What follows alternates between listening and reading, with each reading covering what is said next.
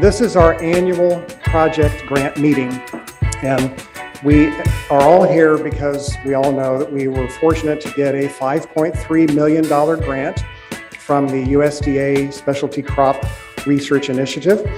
And because it is the US tax dollar, we have to be held accountable to the taxpayer, which means we need to have a scientific advisory group as well as a stakeholder advisory group of Elderberry stakeholders. So here we are. So I would love to have everyone introduce themselves, but there's absolutely not enough time. So I'm going to just quickly point to a few people and encourage everyone to mingle, introduce yourself. Everyone's very friendly. It's a great crowd. So the science advisors, you look here, we have 5 scientific advisors, and I don't know if Dr. Wendy Applequist is the only one here. Wendy Applequist is from Missouri Botanical Garden, a fantastic colleague. We've been working together on elderberries for a long time. I haven't seen Dennis.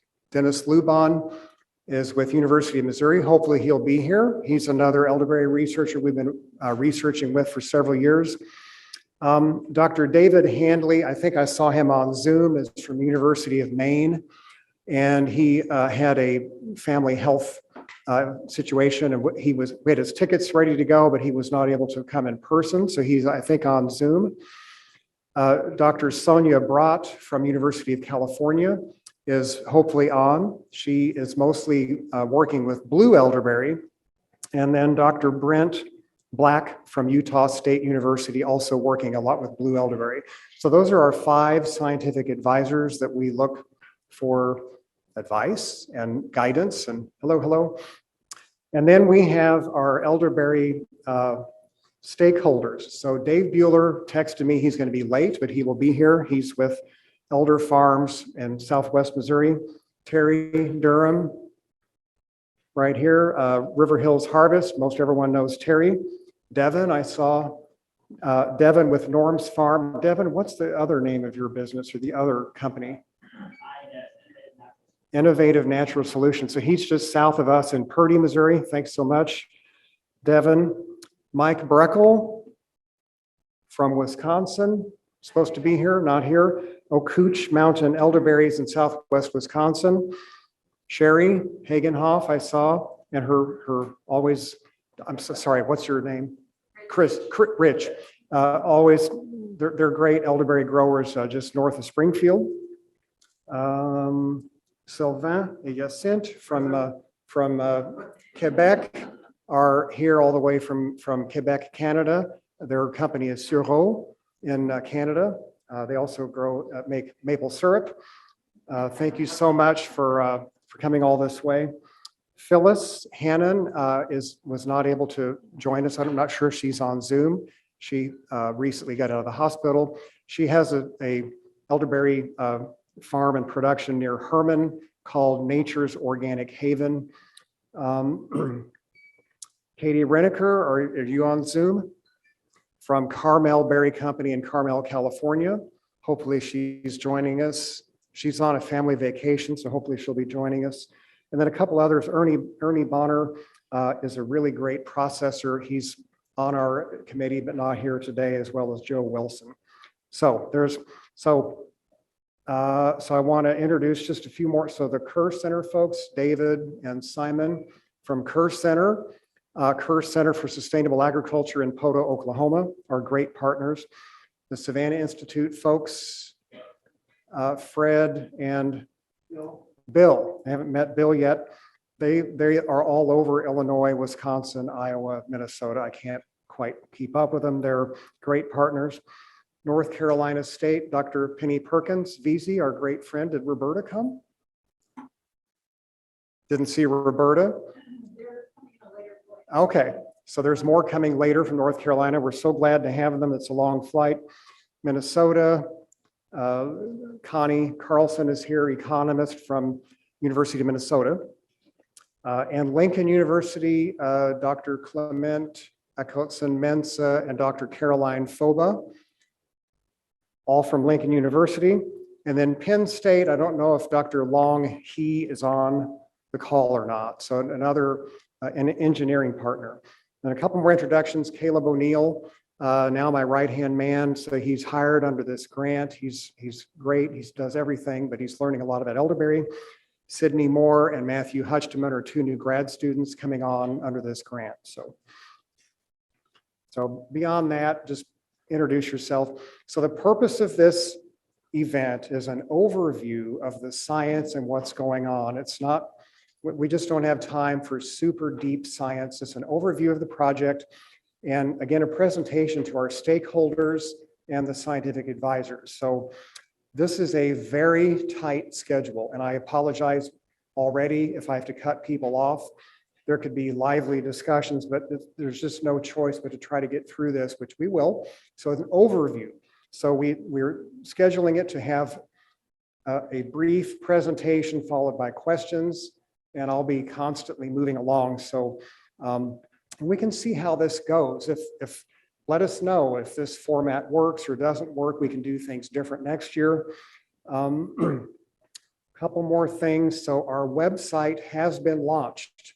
So I don't even know, it's like elderberry.missouri.edu. That doesn't mean it's just Missouri, but it's a whole project. It cost $11,000.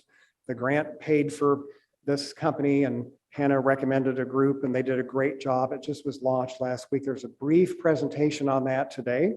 So we want to build the website and make it active and useful. So it's launched now. So we also have an annual report. I love this grant because we don't have quarterly reports, only one a year, but it has to be really good. So just keep in mind, I'll be bugging everyone for a page or two for our annual report, like in September. So please keep that in mind. And of course, this event will be certainly featured in that. All right, thank you. So the horticulture encompasses a lot of different disciplines. So I'm kind of including horticulture, weed management, and entomology under a horticulture umbrella. So this is a very ambitious project. And so the foundation of this horticulture project are these 5 sites throughout the Midwest. And so again, this lists the partners. I may do this. So the group down here is the Kerr Center in Poto, Oklahoma. This is where we are in Southwest Missouri at the Southwest Research Center of the university. The Horticulture and Agroforestry Research Center in Central Missouri. And then these 2 sites at Champaign, Illinois and Spring Green, Wisconsin are with the Savannah Institute folks. So it's very ambitious. So I get questions all the time. I just had a call this week from Utah. Will Bob Gordon grow in Utah? I don't know. And I get these calls all the time from Canada. Will ranch grow in Canada? I mean, maybe some of you guys know better than I do, but the answer is we don't know. So this is an effort to try to be able to answer that. So with these sites kind of in a south to north latitudinal range, what we did with a lot of folks' help is we amassed 12 cultivars or genotypes that we would call them from kind of south to north. So from Florida, Oklahoma, Arkansas, Missouri, Kansas, Iowa, Wisconsin, Minnesota. Pretty crazy. And the idea is that we're planting all of these across all of these sites.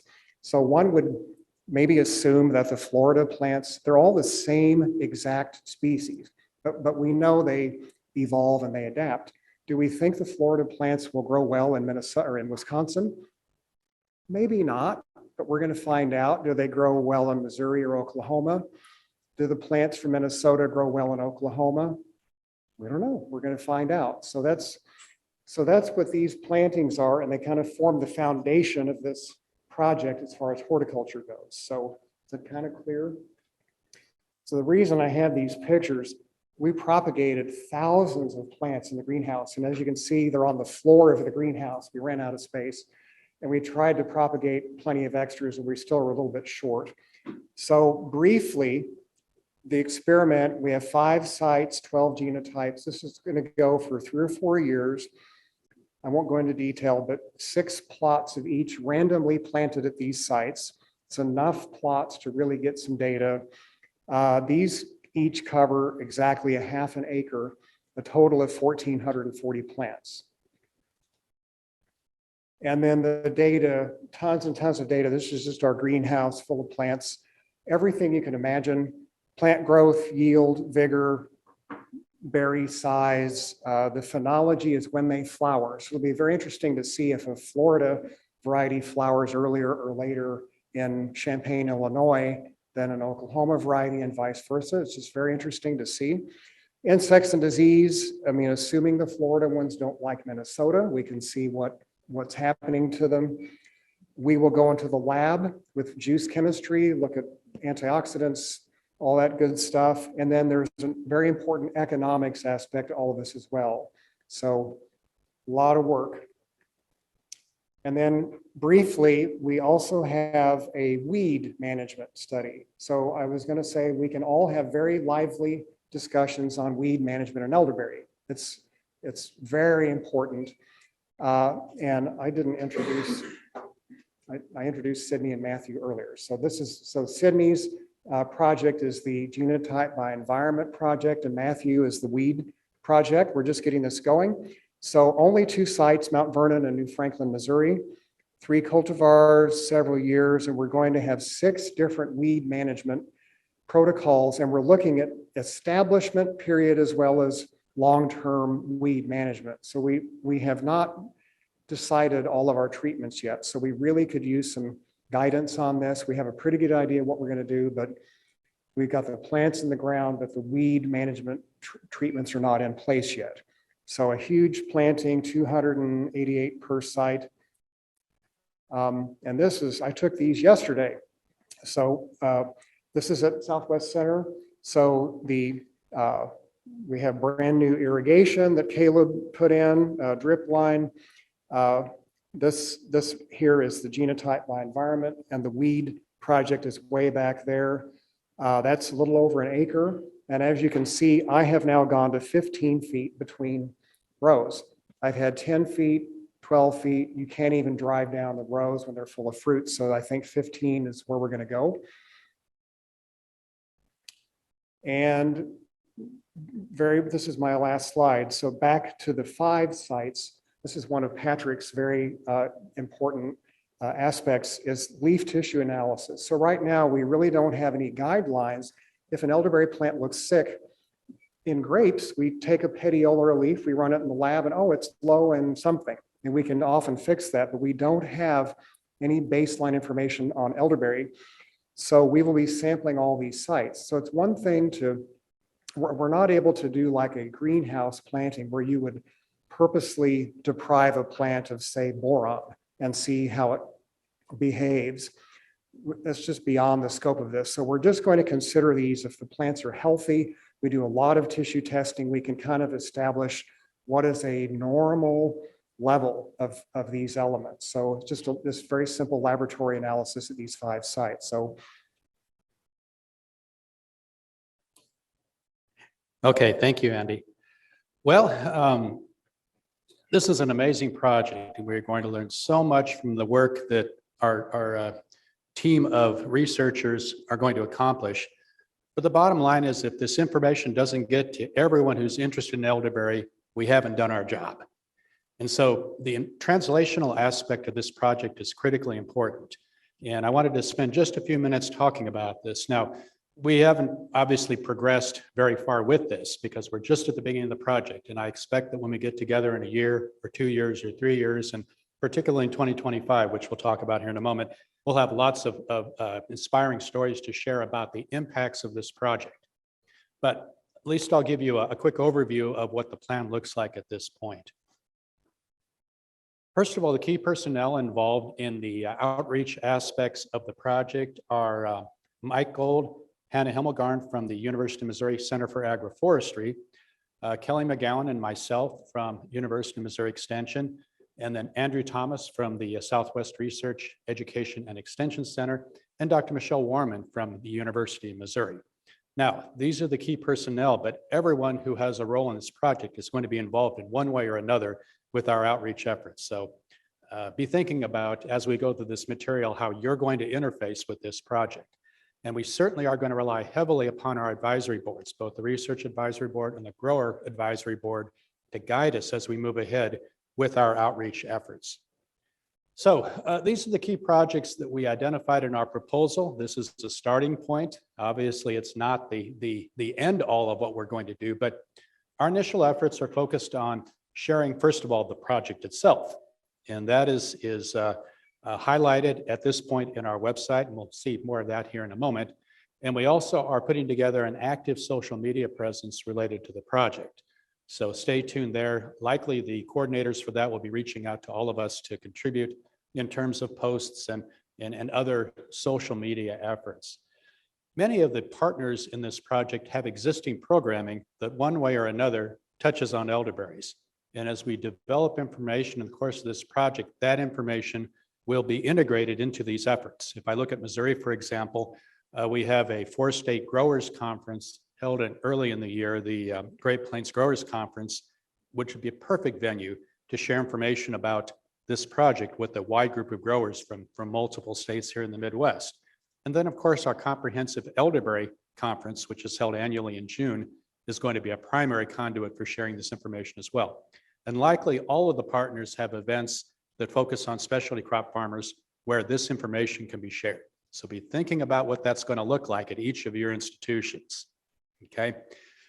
Integration into individual contacts. So many of us work directly with farmers, with processors, with value-added people, with even home gardeners, master gardeners, et cetera, that have an interest in elderberry. And what we learn in the course of this project is going to be of interest to those groups. So this project is going to, give us lots of information that can be shared one-on-one. So again, be thinking about what that's going to look like too. And document these efforts as well, because we'll need to report, as Andy said, annually on progress in the project. And we're certainly going to need to report on progress in the outreach aspects of what we're doing. We'll be offering focused field days at the various research sites as we move through the project, and those will be starting this year. We'll also be offering programming at commercial elderberry production sites and processing sites, again, to highlight what we're doing in the project, but also to highlight the potential for elderberry as a profit center for farmers and value added. So stay tuned for that area as well. From the standpoint of educational efforts, the project is committed to putting together an online and in print form training curricula for elderberries. And we're patterning this after a number of other successful efforts, for example, the University of Arkansas's efforts with blackberries. But there are good models out there for us to follow, and so we'll be working on that. And I'll put a plea out at this point. Those of you who are putting in plantings and developing the research sites for this project, take video, do podcasts, record what's going on in photo, other forms, because we will use those in the course of this curriculum. You'll receive credit for it, of course, but please capture these things as you're doing them. And then all of this will culminate in the 2025 Second International Elderberry Symposium. How many people were here at the 2013 International Elderberry Symposium? Okay, so it's nearly 10 years since that happened. A lot has happened in the world of elderberry since 2013. And the 2025 conference will be an opportunity to bring together elderberry researchers and outreach specialists, growers, processors, and others who have an interest in this crop from across the globe to meet here in Missouri and share what they know about elderberry. So again, that's going to be a very stimulating and exciting program. And there'll be many, many people involved in planning and carrying out that particular event. Okay, any questions about these key projects that we're looking at in the project? Any questions? Put it on your calendar. June 18th to 20th, 2025 are the dates of the 2025 Second International Elderberry Symposium. Again, stay tuned. There'll be a lot more information coming out. So any other questions? Yes.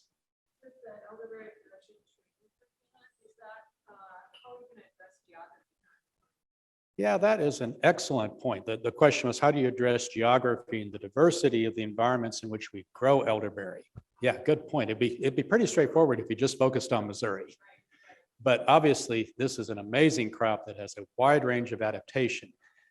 We're going to lean on our partners, quite frankly. And if things are different in Wisconsin than they are in Missouri, that will be highlighted in aspects of the curriculum. This is why we have a team working on this particular project. You know, if I were the only one doing this, you know, I could probably do justice to Missouri, but I certainly can't do justice to the Northeast or to Wisconsin or the West or the Southeast or wherever it might be. So again, this is going to be a team. Yes. Just a suggestion, because soil types vary even at different latitudes. I mean, sorting it by soil type would be helpful because, as I'm sure Andy and any Terry and people who get calls all the time for farmers, that's one of the main things we get asked. Yeah, the point is soil types are so important for success in elderberry production. And yes, that will definitely be a focus area in the curriculum. Other questions or inputs? I will mention too that a number of existing resources will be revised and further developed in the course of this project. For example, here in Missouri, we have an excellent elderberry pest management guide. We also have an excellent production guide available, and we'll be looking at those and further developing those as we learn more in the course of this project. Okay, any other questions? Okay, let's take a quick look at the website. Okay, so this is our initial effort with the outreach aspects of the project. And as Andy mentioned, this is our website for the project. And again, it took a lot of effort on part of a lot of people to get this to the point where it is. Please visit the website and check it out. And the outreach team would love to hear feedback from you on what you see as far as the design, the layout. At this point, we're probably not going to change primary colors or anything like that. But please take a look at it, and we'd love to have your feedback. You know, we can still tweak it and improve it based on your thoughts. Andy pointed out, as we progress along in the project, as we have findings of interest, you know, certainly to the scientific community, but also to growers, to anyone interested in elderberries, let us know, and we will definitely use this platform and our other outreach efforts to share that information. Again, a lot of the effort at this point has been focused on getting plantings in the ground and that sort of thing, but I would foresee things starting to happen later in the summer, perhaps at harvest or as we move into the fall and winter when, you know, it's more convenient for growers. Okay, Andy, it's back to you.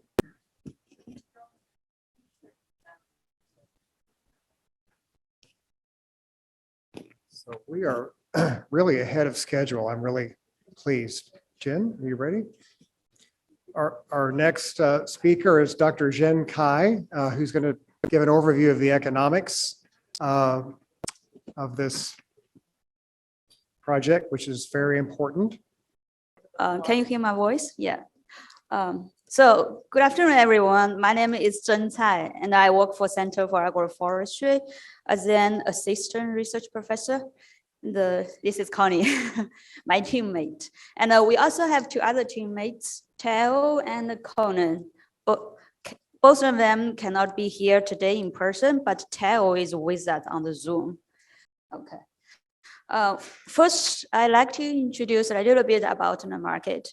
Although you can see there are not so many numbers here, but it costs a lot. It costs $2,500 for those numbers. Worldwide, the market values of elderberries in 2019 is $335 million.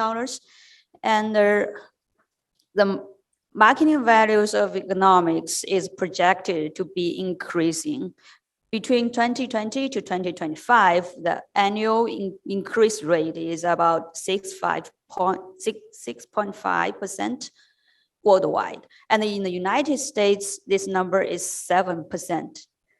And I believe with the help from this big elderberry project, the 7% we will get, I think we will get a little higher percent rate. So the elderberry market is expanding, and there are a lot of factors that drive the expanding. So one of the most important driver is the health benefit. Elderberry is good for people's health. As my knowledge, elderberry is good for their immunity system. It is good for the skin and it is good for the brain health. And I've noticed that there is a group of people in our project are doing some research on the health benefit of elderberry. So that is very important. In terms of the challenges in the elderberry market, there was one study published in 2012 that identified several challenges. The first challenge is the finance, because it is difficult for the elderberry growers to get some money from the bank because they cannot provide some detailed economic and benefit information to the bank. So banks are not willing to borrow some money, to give you some money to do the elderberry. And the second challenge is the lack of production knowledge. The third challenge is the marketing. But this publication was published in 2012. And I remember in 2012, a gentleman fired an elderberry co-op application. So you all know who is that gentleman. Then the elderberry co-op has helped a lot with marketing elderberries. Another challenge is the increasing popularity of substitute products, for instance, of those cranberries, blueberries, and some acai berry. And the increasing consumption of those berries will decrease the consumption of elderberries. So that is another challenge. In terms of the marketing outlets of elderberries, right now, there are more and more people marketing their elderberry products online. And lots of elderberry growers market their products through the co-op. So economics about elderberries. Right now, we have two financial tools associated with elderberries. Those tools can be used to estimate the potential costs and benefits of growing elderberries. But those tools was published several years ago, and we have to do some updates about the tool. Especially right now, the inflation rate is so high, and the gasoline price is so ridiculous. So we have to do some economic analysis. So objective of this section, the economic and the marketing section, we want to better understand the economics and the marketing of elderberries. So the first objective is about producers. We want to explore producers' production and the marketing practices and identify the potential challenges and opportunities of the elderberry market. The second objective is associated with consumer. We want to explore consumer preferences to elderberries and elderberry products. The third objective and the fourth objective are associated with economics. We want to estimate the economic costs and the benefits associated with growing elderberries. So the first objective, I'm going to turn the stage to Connie. Yes, right. And just, so you know, Connie Carlson, University of Minnesota Forever Green Initiative, been working with Chris Patton for quite a few years on building a foundation at the university up there for this work. So pretty excited to talk a little bit more about that tomorrow and to be partnered with this fantastic economics team to make this work go forward. So the objective one here on the producers, the key activity here is surveying the elderberry producers. It seems that the last time this was done by the Center for Agroforestry here was 2011. And I think Patrick just said a lot has happened in the last 10 years. So I think there's some exciting things to find out. And I'll tell you that we did somewhat of a similar type of survey in the last year in Minnesota just to get this conversation going. And we learned quite a bit that I think will inform this surveying. So this questionnaire will cover production, on-farm practices, challenges, understanding marketing, and really learn from the growers what they're doing, what they're learning, what they need, so we can continue to address their needs and build out this market. And lastly, of course, demographics. Thank you, Connie. So the second objective is about consumers. We are going to explore consumer preferences to Elderberry and its products. In 2011, the Center for Agroforestry has conducted an Elderberry consumer survey. And back then, we have asked several questions associated with people's familiarity with Elderberry, people's consumption with Elderberry. And now it's 2022, so we want to revisit several questions, and then that is what are we going to do for this section? Then we're going to do a national Elderberry consumer survey again, and we want to survey about 1,000 consumers in the United States.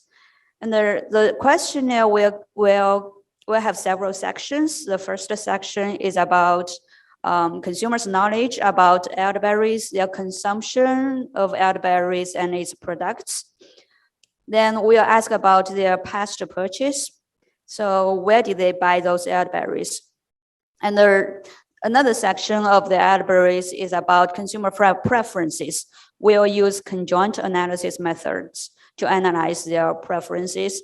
So in specific, we want to explore how elderberry what are the consumer preference differences between elderberry and its substitutes? So, for example, we want to explore which products they prefer: the elderberry juice, or blueberry juice, or cranberry juice. Which one they like? The other preference is about health benefits. So, we want to explain how the health benefits may affect people's purchasing preferences. We are going to create a health benefit label. Then we are going to compare two products, one product without the label, the other products with the label. So we will be able to estimate which one people like the most, and how much market shares can the products with the labels can take. And the other preference is about the production process. Right now, there are several different production methods. For instance, using conventional methods, using the organic method, or using the pesticide-free method. So we want to explore how those different methods may affect people's purchasing preference. Then the last preference is about carbon neutral. This is very new, but we want to see how the carbon neutral concept may affect people's purchasing preferences. And at the end of the survey, we will ask some questions associated with demographics. For instance, age, gender, income level, education level. So that is about the survey under objective 3. Yes. All right, so then the third objective is economics. And so earlier, Zhen mentioned that one of the challenges for growers is getting the bank to sign on the bottom line and help their enterprises get launched. And so the key part here is that we will be recruiting 14 producers from Minnesota and 15 from Missouri to work with the farm business management organizations in Minnesota and Missouri. And the intent here is to really have the growers open up their books and get their enterprise data into the system, into the FinBin system, so that that's recorded there, and so that policy and future economic opportunities can be built from the data in that FinBin. Recruitment has already started. Chris and I shared this information at a Sustainable Farming Association meeting earlier this year, and we continue to talk about it in Minnesota at various events, and I'm sure the Missouri team is doing the same. There is a flyer here that has more details. We will get this posted on that website that Pat put forward, and we have that information here too. So if you're a grower or you know growers, please reach out to us so that we can fill up the roster and really get some good information. And in this objective then, like I said, we are teaming with these business management consultants who are based in Minnesota and Missouri and have, long experience in doing this work. So here is objective 4, economics, and we are going to collect some economic data from our 5 research sites. And if you have questions about those 5 research sites, just ask Andy. He knows much better than I do. So we are going to collect some economic cost data, for instance, labor costs, weed control costs, insect management costs, and there are several fertilization costs and several other costs associated with growing elderberries. And on the other side, we are also collect revenue information. We will calculate the revenues for elderberries or elderberry flowers. So by collecting those costs and revenue information, we'll be able to estimate the economic profitability of growing elderberries. And in that case, we'll be able to provide some suggestions to growers to choose which management practice that can maximize your economic benefits. And by using those data, we will update the Elderberry financial decision support tools. So that's the objective 4. Thank you for listening. This is the last slide. And the special thanks goes to Midwest Elderberry Co-op. And thanks, Chris, for providing us those beautiful photos. Yeah, tell them about the one on the left there. They have. Okay, so briefly what I said is that we are also recruiting producers for that survey as well. So we will also have that information posted on the website. You can approach me and I can get your email address and get you signed up to make sure you get information at releases. And I think Andy was going to work on having something at registration. So if you know producers, are a producer, please get signed up so we can start working with you and survey you. Thank you.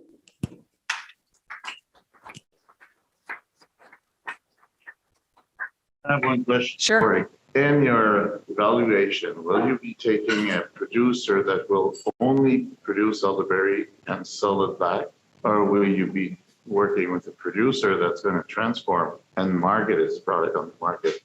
Because when you want to start producing elderberry, that's the most challenged money problem you have. You have to do fences, there's so much money involved and there's zero bank involved in there. Yeah. So there's a huge difference between both of them. So how we're going to. Right. So the intent is to survey not only existing producers, but ones that, might be kicking the tires. But yes, we'll likely craft that survey to reflect what you're saying. I think that Teo's working on most of that survey. So I think it'll really depend on just how we craft that survey. And Yeah. also it depends on, and also it depends on who we can reach. Yeah. Because right now we are trying to get those growers from Chris and from Terry. But now if they have those information of those people who is willing to grow elderberries, we will be very happy to interview them too. So it depends on our database. Yeah. Quick question. I am assuming that when you gave that size of the elderberry business in the United States, that did not differentiate between companies that source strictly American elderberry versus those that were imported, correctly? Because that would be a wonderful thing if out of this grant and things, we could somehow get to the USDA or wherever to start differentiating on that. Yes, so sorry, I forgot to point it out. In our consumer survey, we also have the elderberries that sourced from European and from American elderberries. We ask consumer preferences to those different elderberries. Thank you for pointing that out. So my question is that I'm coming from Lincoln, and we work with socially disadvantaged farmers, small farmers. So how are we able to get that information those farmers? Because I think that this will fit well with small farmers. Yeah, so I think we'll end up relying on some of the various tools that have already been mentioned here for outreach. You know, we'll work with the tools that Pat outlined to spread the word. We'll be hitting field days. We'll probably rely on people like you who have those connections and just, you know, spread out and try to reach as many people as we can for that survey. Yeah. You know, typically growers are pretty reticent about sharing economic or production information, financial information. Have a plan for that? Well, that's a big reason why we brought in the farm business folks, because they've been doing that for decades and have really developed the process for doing that.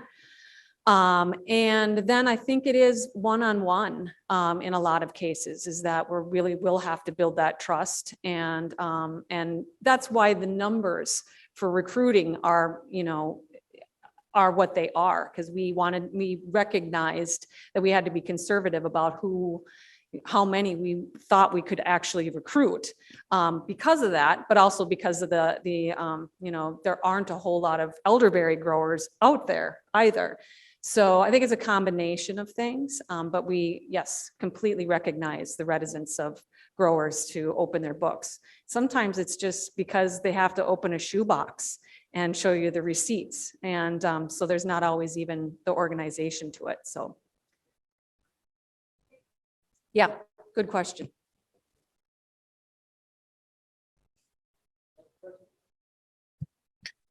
Hannah, can you hear me? There he is. Hello, I'm Theos Kevas. I'm one of the guys working in the on the economics part of the project.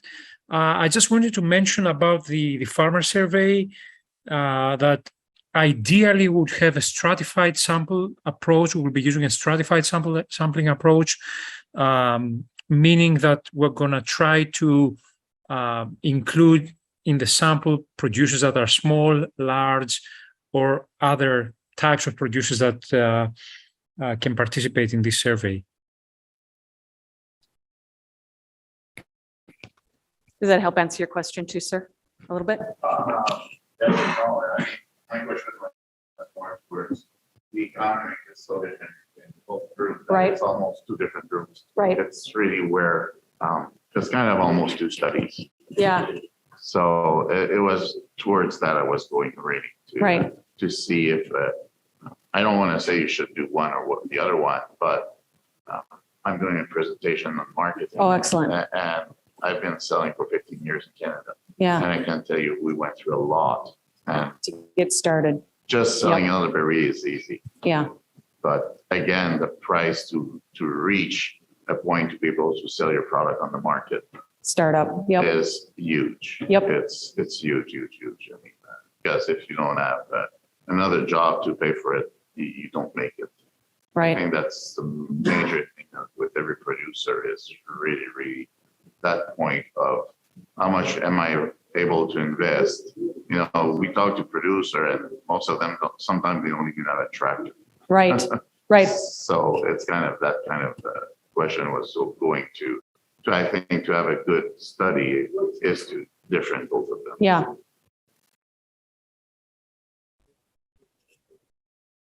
Denny? Hi, yes, I have a question. Will your surveys include people who are doing value-added products? And from what point will they diverge from being just a grower to actually creating products on their farm? Teo, did you hear that question? And this was for the producer survey. Is that what you're talking about? Yeah. Can you repeat the question, Connie? I couldn't hear it. Yeah, Denny was asking whether or not we are considering including value-added like CPG companies or companies that are developing product and growers likely who are developing product on their farm in that survey. Probably it all depends on the sample at hand, right? I mean, if we have enough of these producers, then probably we're gonna develop maybe a separate instrument for those, right? In the survey we did in Minnesota, we had a question or two that said, are you producing, any products on farm? Just to understand what percentage of those farmers that we talked to were doing that. Any other questions? Thank you.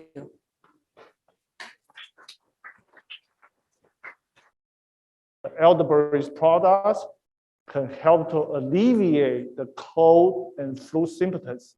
Also, based on some of the clinical study, the result has suggested elderberry extract can help to modulate the immune system.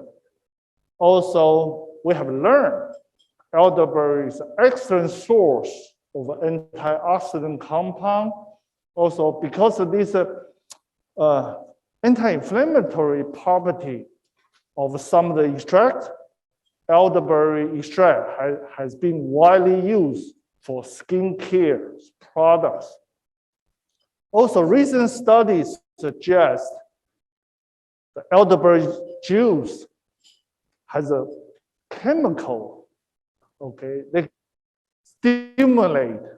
help to stimulate the insulin production, okay?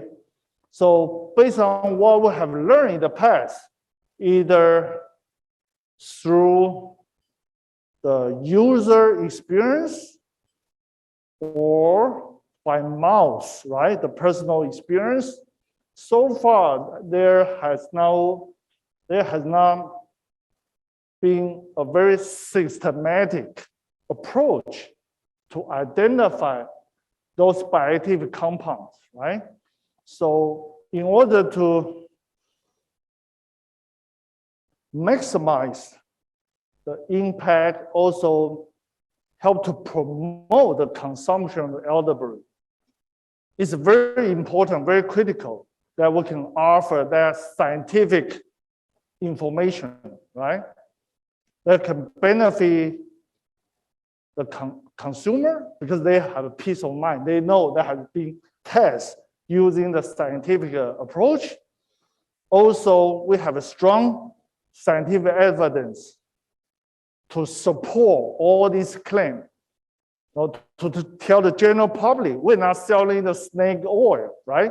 We do have this solid scientific evidence to tell you what kind of compound that are responsible for this benefit. How much elderberry product you have to consume to achieve that threshold that will offer you the protection, okay?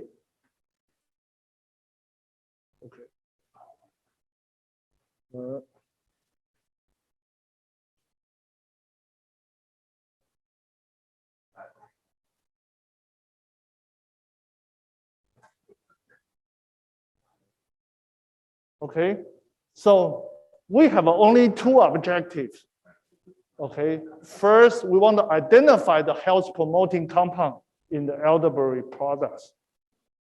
The second objective, based on our scientific finding, we want to utilize that scientific information to explore the new application and particularly niche market for the industry, specifically cosmetic and personal care product. Why we want to target the cosmetic? Okay, because I think one of the profitable industry is to make the money, right? From the women, right? They're willing to pay the prime price to give them the tender skin. Actually, one bottle of lotion, actually, you are basically buying 95% water 5% of elderberry extract. They are selling $25 per bottle. How could it be more lucrative business can be, right? If we can provide the scientific evidence that some of the extract can be formulated into lotion, okay, shampoo, okay, then we are adding the value of elderberry by thousands times, okay? So I think that's a really good model. Everybody's happy, right? The producer, they can make a good profit, okay? Consumer, they are buying what they need, right? And they have that scientific evidence. They know it's going to give them better skin, okay, or healthy lifestyle. So that's why I say down to the core foundation, the scientific evidence is critical. Okay, so how can we start this adventure? First, with help from Andy, fortunately, we collect the 21 different cultivars across the state. And we would like to know what kind of health promoting chemical in each cultivars, okay? And by taking advantage this high throughput screening facility at the University of Kansas, also the metabolomic, MU Metabolomic Center at the MU campus, that allow us to do this global profiling. What do we mean by global profiling? Identify every possible health promoting compound in the extract. Okay, basically what we're doing, we extract all the chemical, right, from the juice, and we inject that into high resolution mass spectrometer at the MU campus. Then we'll generate the high resolution fingerprint. Okay, every compound there's a fingerprint. Then we submit this high resolution fingerprint into the metabolomic platform that developed by the Scripps Research Institute in San Diego. They utilize this supercomputer with a 1400 CPU to compare our fingerprint against the fingerprint in the library. They have one of the most comprehensive, let's say, fingerprint library in the world, consists of the fingerprint of every chemical have been discovered by human. They consider the fingerprint of a chemical have been found in the yeast, bacteria, mice, human, plants. Okay, that library alone consists of fingerprint of more than 1.5 million chemical that has been discovered. So using this approach, we quickly identify about more than 500,000 of molecule in the elderberry across 21 varieties. But not every compound that have this health benefit, health promoting properties. And once we identify those health promoting chemical, we utilize this high throughput bioassay to explore what will be the new application, okay? So, okay, at the early stage, we're particularly interested in the antioxidant activity, antivirus activity, and antibacterial activity of the identified compound.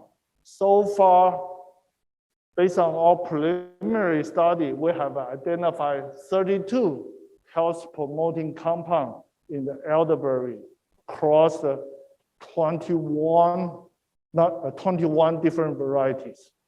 Okay, I'm going to turn over to Amanda to summarize some of our findings. Yeah.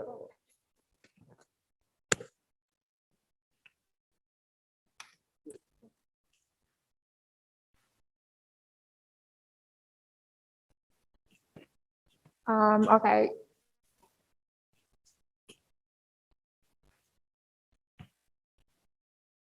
Hi, good afternoon, everyone. My name is Amanda. I'm a PhD student. I'm just joining the project early this spring, and I would like to talk about our finding on the high throughput screening and as well as the metabolomics analysis in our lab. So in our early metabolomic analysis, we have identified more than 170 bioactive compounds in elderberry juice from 21 different cultivars. So we send the list to our collaborators at KU, and then we come up with 32 compounds that we further evaluate. So these are the list of the compounds.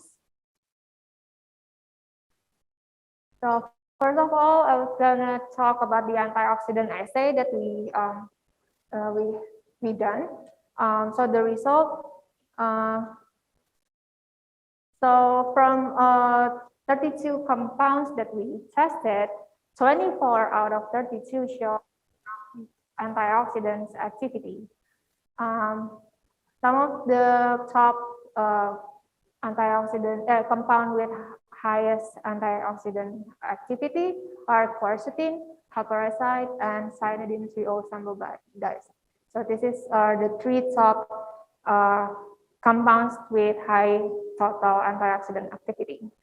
And then we further evaluate the antioxidant activity of the compounds in the activation of antioxidants response element, which is one of the mechanism of action of antioxidant.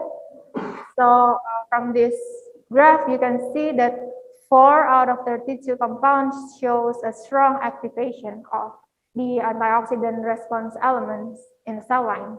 One of them are quercetin and camphorol.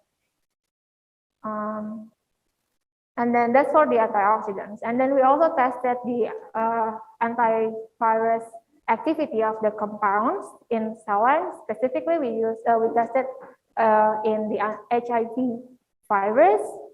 So our results shows about 5 elderberry compounds show a strong antivirus activity, and among the 5 are quercetin and also camphorol.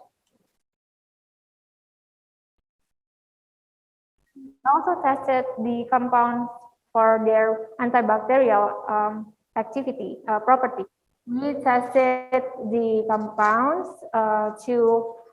against gram-positive and gram-negative bacteria, and the results are 9 compounds can inhibit the growth of Staphylococcus aureus, and 7 elderberry compounds inhibit the growth of Pseudomonas. So it's a really good finding here. And then we cross-reference the bioactivity assay with our metabolomic data. These are the heat map of relative intensity of 22 bioactive compounds that we identified in the elderberry juice. So this is the heat map. This is the compounds, and this is the elderberry genotypes. I know it's really small, but I'm just gonna point out. Sorry. So I'll take an example for example, the Bob Gordon, one of the well-known cultivar so far. So this line is the heat map of the relative intensity of the compounds in Bob Gordon. If you can see here, we can see these 4 compounds we can find these compounds higher in the Bob Gordon compared to other cultivar. So one of the highest compounds in Bob Gordon that we can probably interested is the narangenin. Narangenin is shows a good antioxidant properties from based on our bioactive analysis. And then for other things, let's say we interested in the antiviral properties of the compound. So like I mentioned earlier, quercetin and camphorol shows a good antivirus activity. So we can see back, cross back to the metabolomic data. So the Elderberry genotype 1191 has the highest intensity of quercetin compared to other cultivar.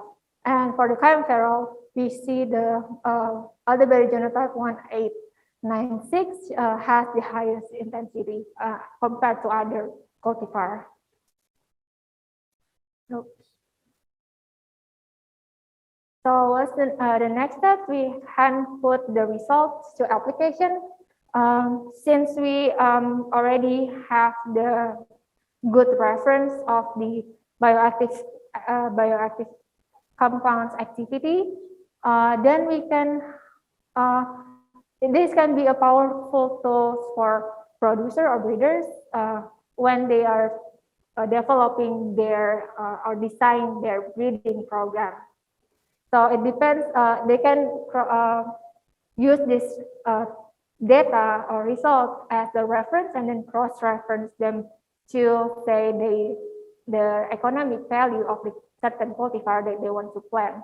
And then it depends on what products are you looking for. Then this data can help you decide which cultivar you want to grow.